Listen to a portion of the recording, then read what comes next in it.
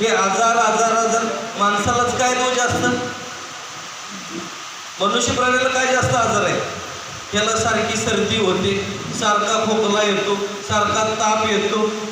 ही जी बीपीच्या गोळ्या खाणारे प्राणी दाखवा बरं, मनुष्य प्राणी सोडला तर आहे का? म्हशीला बीपीची गोळी घातल्यावर दूध देते, नंतर दूधच देत नाही, आहे का?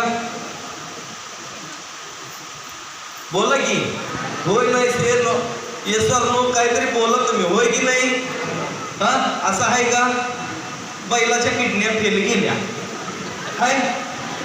हा, सांगा की गाढवाला डायबिटीज झाला, हाय का?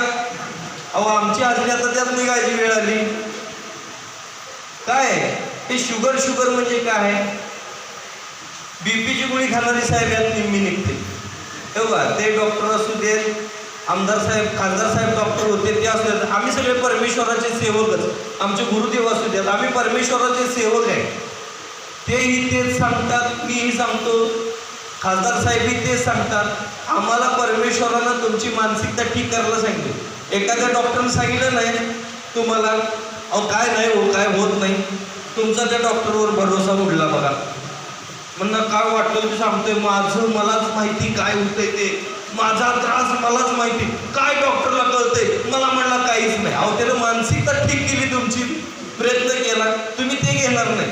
ते म्हणलं काय सांगता, होय अरे अरे अरे अरे असं आहे तसं आहे, हां चला हे औषध घ्या, एवढ्या एवढ्या गोळ्या घेऊन जाता, बघा का खाता, हे करत नाही.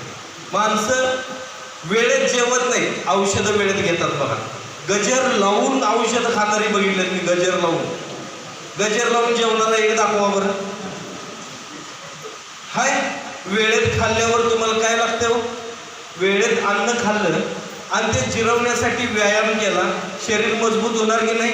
हे गोड खात नाही, तिखट खात नाही, आंबट. अहो ते पूर्वीच्या लोकांनी लिहिलेलं आहे ग्रंथात, गोड का खाल्लं पाहिजे, तिखट का खाल्लं पाहिजे, आंबट का खाल्लं पाहिजे, खारट का हे सगळं पंचपक्वान्न कशासाठी दिलंय? आपल्या आरोग्यासाठी दिलंय. पूर्वी लोक म्हणून 100 वर्ष जगत होती. आता डाएट करून कोण 100 वर्ष जगलाय सांगा, आहे का? हे जर पायात पाय अडकायला असं